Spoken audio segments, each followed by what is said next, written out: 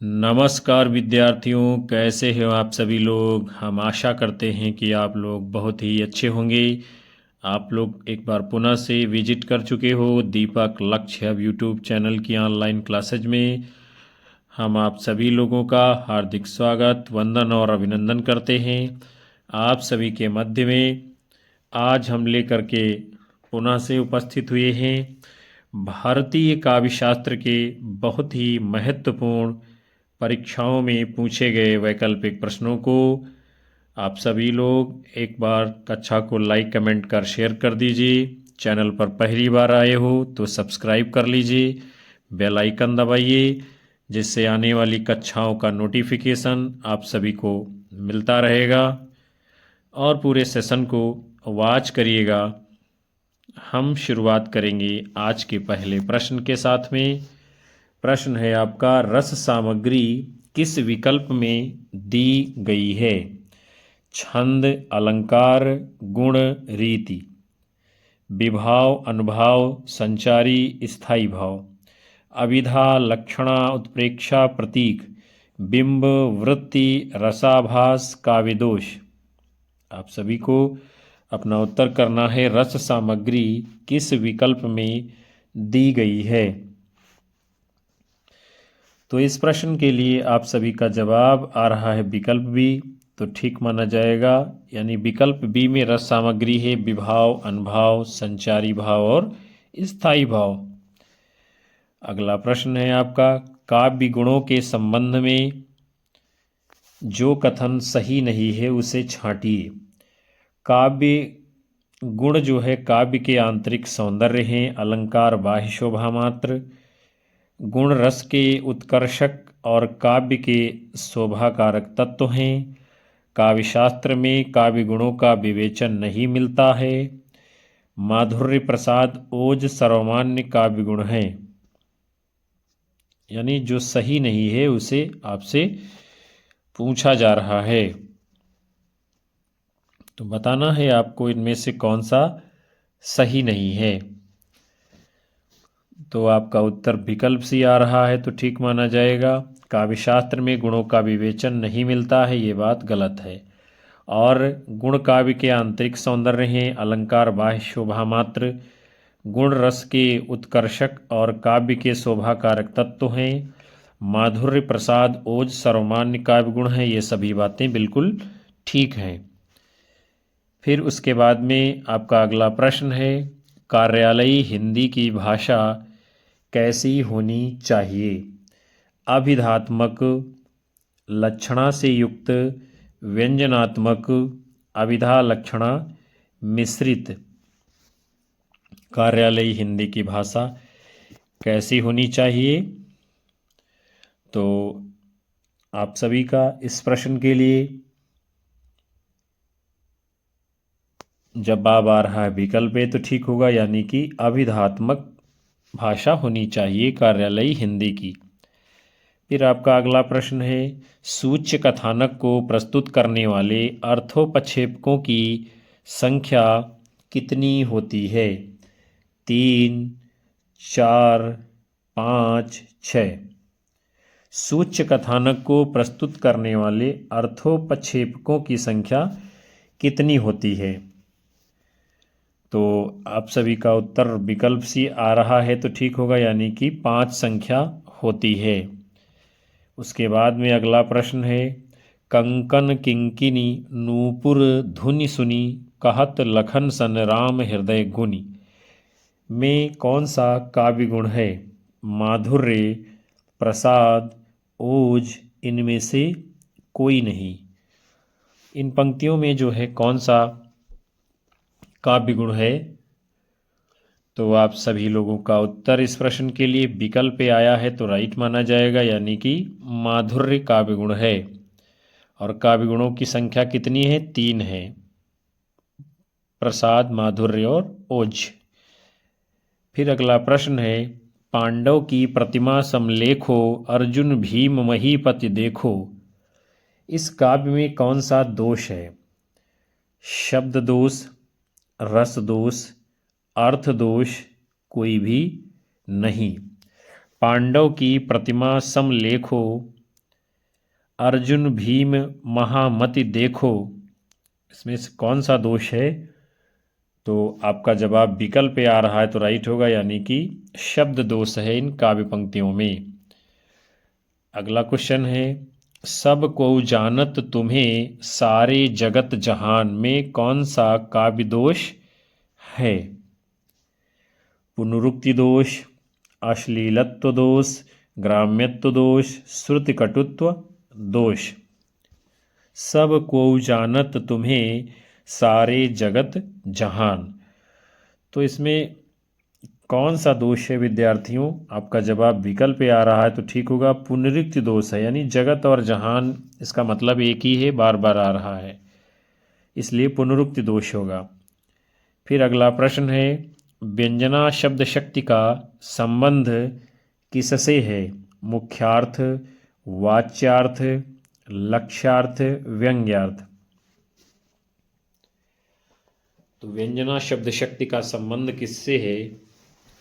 तो आपका जवाब क्या माना जाएगा? विकल्प डी, यानी कि व्यंग्यार्थ से है।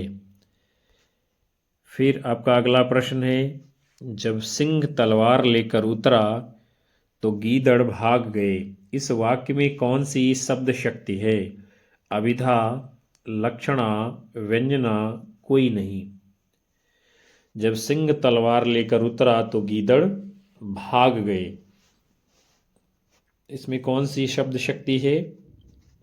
तो आपका जवाब विकल्प भी आ रहा है तो बिल्कुल ठीक होगा, यानी कि लक्षणा शब्द शक्ति। फिर अगला प्रश्न है, उत्पत्ति के आधार पर शब्द के कितने भेद होते हैं?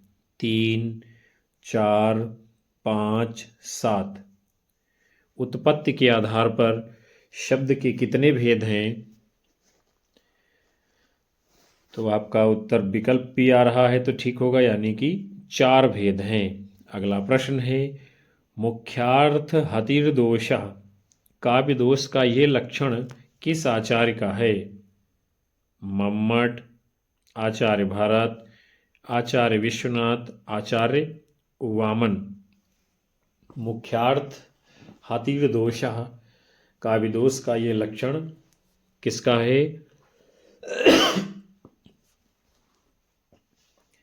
तो आप सभी का उत्तर इस प्रश्न का विकल्प पे आ रहा है तो ठीक होगा, यानी कि आचार्य मम्मट जी का ये मत है काव्य दोष का। फिर आपका अगला प्रश्न है, काव्य शोभायाः कर्तारो धर्माः गुणाः, काव्य गुण की यह परिभाषा किस आचार्य ने दी है? आचार्य भामह, आचार्य जगन्नाथ, आचार्य वामन, आचार्य आनंद वर्धन। काव्य शोभायाः कर्तारो धर्माः गुणाः। तो इस प्रश्न के लिए आप लोगों का उत्तर विकल्प से आ रहा तो राइट होगा, आचार्य वामन। अगला प्रश्न है, निम्नलिखित में से कौन सी ओज गुण से संपन्न रचना की परिभाषा भरत मुनि ने दी है? समास की अधिकता ओज कहलाती है। समासबद्ध पदों से युक्त विविध एवं विचित्र उदार गुणों से संपन्न रचना। अलंकार और गुण एक दूसरे के सदृश। लोक सीमा के अंतर्गत एक वस्तु का धर्म जब अन्यत्र पूर्ण रूप से स्थापित किया जाए। तो आपका सही जवाब क्या होगा इस प्रश्न के लिए? विकल्प बी आपका उत्तर होगा, यानी कि समासबद्ध पदों से युक्त विविध विचित्र उदार गुणों से संपन्न रचना ओज होगी, ऐसा मत भरत मुनि जी का है।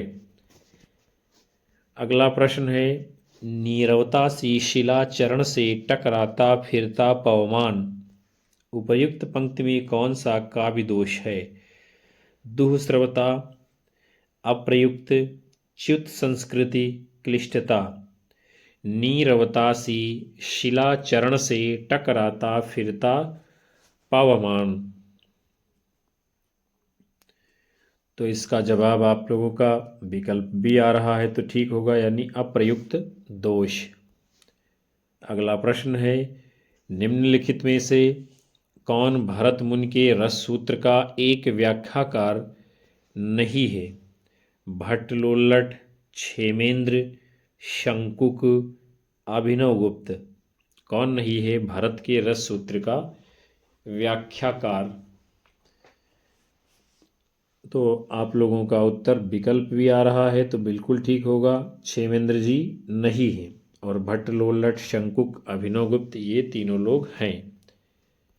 अगला प्रश्न है, विभाव अनुभाव व्याभिचारी भाव संयोगाद रस निष्पत्ति ही उक्त रस सूत्र के यानी सर्वप्रथम किस ग्रंथ में आया है? काव्य प्रकाश, नाट्यशास्त्र, साहित्य दर्पण, दस रूपक। ये रस सूत्र किस ग्रंथ में आया है सर्वप्रथम? तो आप लोगों का जवाब विकल्प भी आ रहा है तो ठीक होगा, यानी कि नाट्यशास्त्र ग्रंथ में, जो कि किसका है? भारत मुनि जी का। अगला प्रश्न है, श्रृंगार रस का स्थायी भाव है माधुर्य, रति, संयोग, वियोग। कौन सा है इनमें से श्रृंगार रस का स्थायी भाव? तो आपका उत्तर विकल्प भी आ रहा है तो ठीक होगा, यानी कि रति है श्रृंगार रस का स्थायी भाव। अगला प्रश्न है, आचार्य भरत के रस सूत्र की व्याख्या करते हुए अनुमितवाद की स्थापना किसने की है? आचार्य भट्ट लोल्लट, आचार्य अभिनवगुप्त, आचार्य शंकुक, आचार्य भट्ट नायक। कौन है आचार्य भरत के रस सूत्र की व्याख्या करने वाले अनुमितवादी? तो आप सभी लोगों का इस प्रश्न के लिए उत्तर विकल्प से आ रहा है तो बिल्कुल सही होगा, आचार्य शंकुक जी ने अनुमितवादी व्याख्या की है भरत के रस सूत्र की। अगला प्रश्न है, रस संप्रदाय के प्रवर्तक कौन है? अभिनवगुप्त, भरत मुनि, भामह, आनंदवर्धन। कौन है रस संप्रदाय के प्रवर्तक? तो आपने अपना उत्तर विकल्प भी दिया है तो बिल्कुल ठीक होगा, यानी कि भरत मुनि जी रस संप्रदाय के प्रवर्तक हैं। उसके बाद अगला प्रश्न है, सहृदय की अवधारणा किस संप्रदाय से संबंधित है? ध्वनि, अलंकार, रस, वक्रोक्ति। सहृदय की अवधारणा किस संप्रदाय से संबंधित है?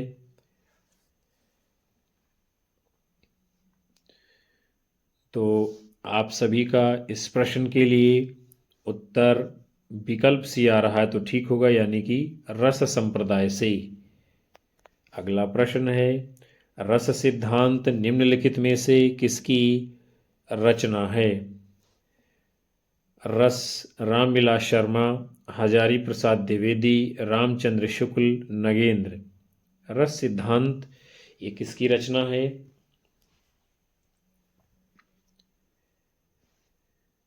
तो इस प्रश्न के लिए आपका जवाब जो है विकल्प डी आ रहा है तो ठीक होगा, यानी नगेंद्र जी की रचना है रस सिद्धांत। फिर अगला प्रश्न है, कुरुक्षेत्र कविता में मुख्य रस कौन सा है? वीर, श्रृंगार, करुण, वात्सल्य। कुरुक्षेत्र कविता में मुख्य रस कौन सा है? तो सही जवाब क्या होगा? विकल्प ए, वीर रस। अगला प्रश्न है, छंद शास्त्र के प्रणेता आचार्य माने जाते हैं? पतंजलि, पिंगल, पाणिनि, मनु। कौन है छंद शास्त्र के प्रणेता आचार्य? तो आपका उत्तर विकल्प भी आया है तो बिल्कुल ठीक माना जाएगा, यानी कि आचार्य पिंगल जी। फिर अगला प्रश्न है, निम्नलिखित में से कौन सा वर्णिक छंद है? दोहा, चौपाई, सवैया, रोला। आपको बताना है इनमें से कौन सा आपका वर्णिक छंद है, यानी जिनमें वर्ण की गणना होती है। तो सही उत्तर क्या होगा? विकल्प सी, सवैया छंद में वर्णों की गणना होती है। बाकी दोहा, चौपाई, रोला ये सब मात्रिक छंद हैं। अगला प्रश्न है, वर्णिक छंदों में किसका विचार होता है? वर्ण का, मात्रा और वर्ण का, मात्रा का, वर्ण की गुरुता का। वर्णिक छंदों में किसका विचार होता है? तो आपका उत्तर क्या होगा? विकल्प ए, वर्णों का इसमें विचार किया जाता है। फिर अगला प्रश्न है अमानिशा उगलता गगन घन अंधकार में अलंकार है। मानवीकरण, उत्प्रेक्षा, उपमा, यमक। है अमानिशा उगलता गगन घन अंधकार, इसमें कौन सा अलंकार है? तो आपका उत्तर विकल्प पे आया है तो ठीक होगा, यानी कि मानवीकरण अलंकार। अगला प्रश्न है या लकुटीय रुकामरिया पर राज तिहु पुरको तजिटारो में प्रयुक्त छंद कौन सा है? कवित, सवैया, बरवे, दोहा। या लकुटीय रुकामरिया पर राज तिहु पुरको तजिटारो में छंद कौन सा है आपका? तो आप लोगों का जवाब विकल्प भी आ रहा है तो बिल्कुल ठीक होगा, यानी कि सवैया छंद है। अगला प्रश्न है घनाक्षरी छंद है, मात्रिक, वर्णिक, आक्षरिक, इनमें से कोई भी नहीं। किस प्रकार का घनाक्षरी छंद है आपका? तो उत्तर क्या होगा? विकल्प बी आपका, यानी कि घनाक्षरी वर्णिक छंद है। अगला प्रश्न है निम्नलिखित में से कौन सा वर्णिक छंद है? छप्पय, सोरठा, उपेंद्र वज्रा, रोला। कौन सा इनमें से है वर्णिक छंद? तो आपका उत्तर विकल्प सी आएगा तो ठीक होगा, यानी कि उपेंद्र वज्रा ये वर्णिक है और छप्पय, सोरठा, रोला ये मात्रिक छंद है। अगला प्रश्न है वक्रोक्ति के विरोधी आचार्य हैं भामह, रुद्रट, मम्मट, विश्वनाथ। कौन है वक्रोक्ति के विरोधी आचार्य?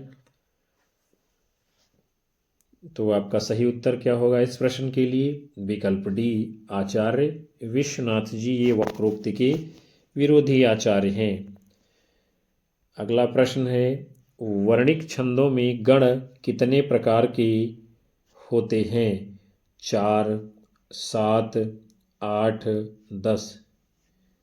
वर्णिक छंदों में गण कितने प्रकार के होते हैं? तो आपका सही उत्तर क्या होगा? विकल्प सी, यानी 8 प्रकार के होते हैं। अगला प्रश्न है मात्रा क्रम की दृष्टि से दोहा के ठीक विपरीत पढ़ने वाले छंद का नाम क्या है? रोला, चौपाई, सोरठा, हरिगीतिका। मात्रा क्रम की दृष्टि से दोहा के ठीक विपरीत पढ़ने वाले छंद का नाम क्या है? तो सही उत्तर क्या होगा? विकल्प सी, यानी कि सोरठा। अगला प्रश्न है अवधि का निजी छंद कौन सा है? बरवय, कवित, रोला, छप्पय। कौन है इनमें से अवधि का अपना निजी छंद? तो आपका उत्तर विकल्प पे दिया गया है तो ठीक होगा, यानी कि बरवय ये अवधि का निजी छंद है। अगला प्रश्न है निम्न में से कौन सा छंद सोरठा का विपरीत होता है? रोला, छप्पय, चौपाई, इनमें से कोई नहीं। कौन सा है जो छंद सोरठा का विपरीत होता है? तो आपका उत्तर क्या होगा? विकल्प डी, इनमें से कोई नहीं, क्योंकि दोहा जो है ये सोरठा का विपरीत छंद होता है जो कि इस विकल्प में नहीं है। अगला प्रश्न है चौपाई छंद में मात्राओं की संख्या होती है, कितनी होती है? 13, 11, 16, 24। चौपाई छंद में मात्राओं की संख्या कितनी होती है? तो आपका उत्तर क्या होगा? विकल्प सी, यानी कि 16 मात्राएं। अगला प्रश्न है जिस छंद के प्रथम एवं तृतीय चरण में 12-12 मात्राएं, द्वितीय और चतुर्थ चरण में 7-7 मात्राएं होती हैं, साथ ही सम चरणों के अंत में जगण होता है, वो छंद कौन सा है? मालिनी, बरवे, रोला और इंद्र वज्रा। तो कौन सा सही उत्तर होगा आपका?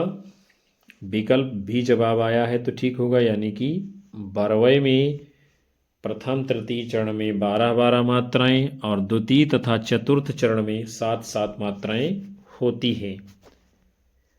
उसके बाद अगला प्रश्न है, अनुष्टुप है। क्या है अनुष्टुप?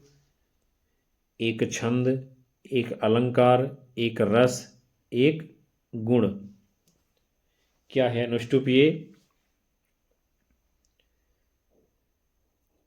तो ये जो है आपका एक प्रकार का छंद है, यानी विकल्प ए आपका राइट आंसर माना जाएगा। अगला प्रश्न है, वो सममात्रिक छंद जिसके प्रत्येक चरण में 24-24 मात्राएं हों तथा प्रत्येक चरण में 11वीं एवं 13वीं मात्रा पर यति होती हो, उसमें कौन सा छंद कहा जाएगा? रोला, सोरठा, सवैया, कवित्त।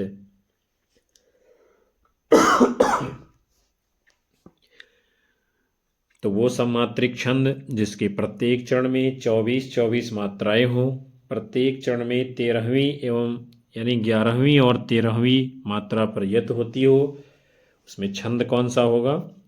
तो आप सभी का उत्तर विकल्प ए आ गया है तो ठीक होगा, यानी कि रोला छंद होगा। अगला है, रहीमन चुप हुई बैठिए देख दिनन के फेर, जब नी के दिन आई हैं बनत न लगी हैं बेर। उपर्युक्त पंक्तियों में कौन सा छंद है? दोहा, सोरठा, रोला, चौपाई। तो इसमें कौन सा छंद होगा आपका? जवाब विकल्प ए दिया जा रहा है तो ठीक होगा, यानी कि दोहा छंद है। उसके बाद अगला प्रश्न है, मंगल भवन अमंगलहारी द्रवहु सुदशरथ अजिर बिहारी। इन पंक्तियों में किस छंद का प्रयोग किया गया है? दोहा, चौपाई, सोरठा, सवैया। इन पंक्तियों में कौन सा छंद है? तो आपका सही उत्तर क्या होगा? विकल्प बी, यानी कि चौपाई छंद है। अगला प्रश्न है, निज भाषा उन्नति अहै सब उन्नति को मूल, बिन निज भाषा ज्ञान के मिटे नहीं को शूल। इन पंक्तियों में कौन सा छंद है? दोहा, रोला, चौपाई, बरवय। आप सभी को बताना है, सही जवाब करना है इन पंक्तियों में कौन सा छंद है। तो आपका सही उत्तर क्या होगा? विकल्प ए, यानी कि दोहा छंद है।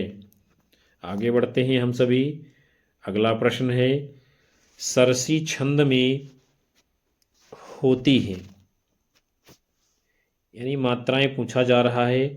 27 मात्राएं 16-11 पर यति अंत में लघु गुरु, 28 मात्राएं 16-12 पर यति अंत में लघु गुरु, 28 मात्राएं 16-12 पर यति अंत में गुरु लघु, 27 मात्राएं 16-11 पर यति और अंत में गुरु लघु। तो सरसी छंद में कितनी मात्राएं होती हैं? आपका जवाब क्या होगा? विकल्प डी, यानी 27 मात्राएं 16 और 11 पर यति होती है और अंत में गुरु लघु होता है। अगला प्रश्न है, जो सुमिरति सिद्धि होए गणनायक कविवर बदन, करऊं अनुग्रह सोए बुद्धि राशि शुभ गुण सदन। उपयुक्त पंक्तियों में छंद कौन सा है? दोहा, सोरठा, बरवय, रोला। कौन सा छंद है इन पंक्तियों में? तो आप लोगों ने अपना उत्तर चुना है विकल्प बी, सोरठा, तो बिल्कुल सही जवाब माना जाएगा। उसके बाद अगला प्रश्न है, छप्पय में होते हैं। प्रथम 4 चरण रोला के, अंतिम 2 चरण उल्लाला के, प्रथम 2 चरण रोला के, अंतिम 4 चरण उल्लाला के, प्रथम 4 चरण चौपाई के और अंतिम 2 चरण दोहा के। उपर्युक्त में से कोई भी नहीं सही है। तो छप्पय में क्या होता है? आप सभी का उत्तर विकल्प आ रहा तो राइट होगा, यानी प्रथम 4 चरण रोला के और अंतिम 2 चरण उल्लाला छंद के होते हैं। अगला प्रश्न है, हम जो कुछ देख रहे हैं सुंदर है सत्य नहीं है, यह दृश्य जगत भासित है, बिन कर्म शिवत्व नहीं है। उपर्युक्त यानी काव्य पंक्तियों में कौन सा छंद है, ये आपको बताना है। तो पहला विकल्प है 14 मात्राओं की यति से 28 मात्राओं वाला मात्रिक छंद।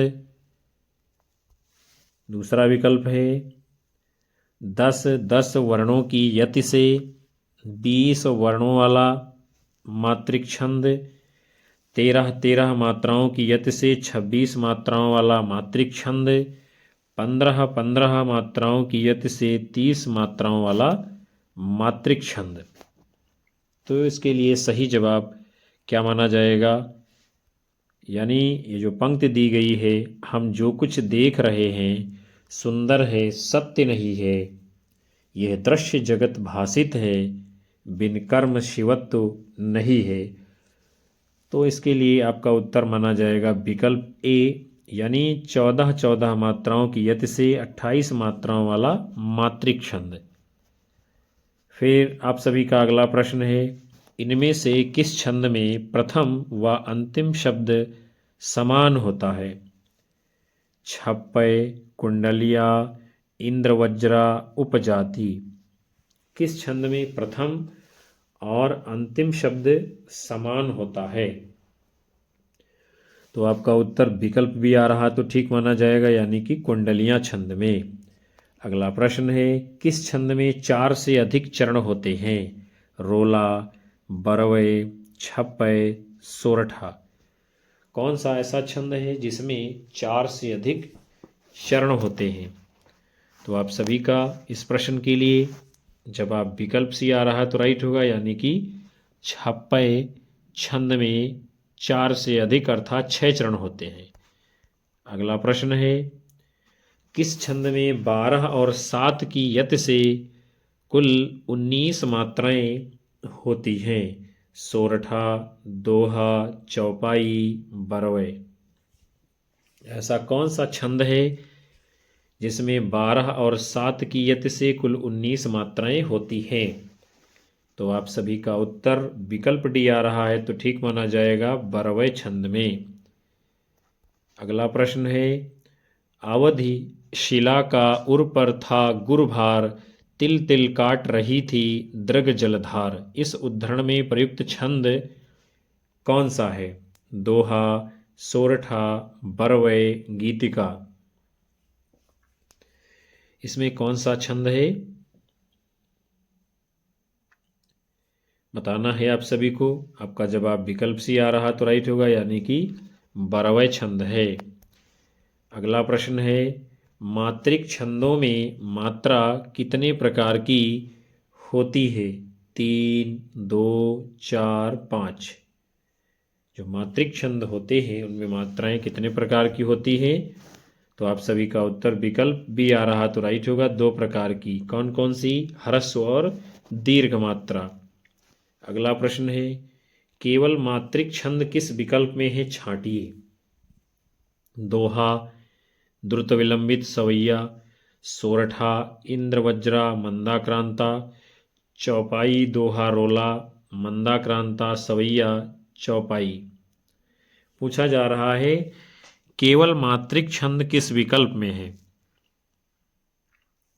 तो आप सभी का उत्तर विकल्प सी आया है तो ठीक होगा, यानी कि चौपाई, दोहा, रोला। इस केवल ये मात्रिक छंद है इस विकल्प में।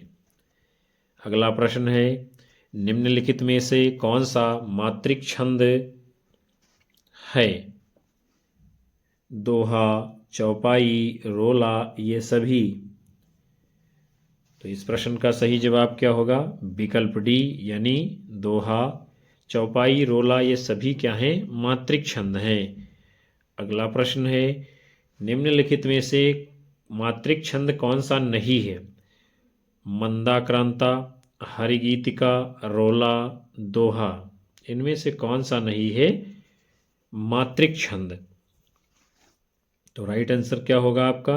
विकल्प ए, मंदाक्रांता। ये कैसा है? वर्णिक छंद है। हरिगीतिका, रोला, दोहा, ये सब मात्रिक छंद हैं। अगला प्रश्न है आपका, कहती हुई यों उत्तरा के नेत्र जल से भर गए, हिम के कणों से पूर्ण मानो हो गए पंकज नए। इन पंक्तियों में कौन सा छंद है? रोला, हरिगीतिका, सोरठा, बरवय। कहती हुई यों उत्तरा के नेत्र जल से भर गए, हिम के कणों से पूर्ण मानो हो गए पंकज नए। इन पंक्तियों में कौन सा छंद है आपका? तो आप सभी लोगों का उत्तर विकल्प बी आ रहा है, तो ठीक माना जाएगा, यानी कि हरिगीतिका छंद है। तो प्रिय विद्यार्थियों और साथियों, आज के इस महत्वपूर्ण सेशन को हम यहीं पर विराम दे रहे हैं, जिसमें आप सभी लोगों ने भारतीय काव्य शास्त्र के बड़े ही महत्वपूर्ण विभिन्न परीक्षाओं में पूछे गए वैकल्पिक प्रश्नों को देखा जाना समझा। हम आशा करते हैं ये सेशन आप सभी को पसंद आएगा और आप सभी के लिए लाभदायक होगा। कक्षा को लाइक करिए, अपने साथी मित्रों में शेयर करिए और साथ ही अपने मित्र दोस्तों को, घर परिवार सभी लोगों को हमारे चैनल से अवश्य जोड़ते रहिएगा। आप लोगों का प्यार हमें मिलता रहेगा और हम आप सभी लोगों को कक्षाएं दे पाएंगे, हमें ऊर्जा मिलती रहेगी, हमारा मनोबल बढ़ता रहेगा। और साथ ही साथ उन विद्यार्थियों का, साथियों का हार्दिक धन्यवाद जो अंत तक सेशन को वॉच करते हैं, और अपनी राय हमें कमेंट बॉक्स में अवश्य दीजिएगा। आपको किन विषयों के ऊपर कक्षाएं चाहिए, ताकि हम और अधिक नई ऊर्जा के साथ नए सेशन में आपके सम्मुख मॉडल पेपर को लेकर प्रस्तुत हों। मिलते हैं आपको पुनः से अगली कक्षा में। तब तक के लिए नमस्कार, जय हिंद, वंदे मातरम, शुभ रात्रि आप सभी लोगों को विद्यार्थियों।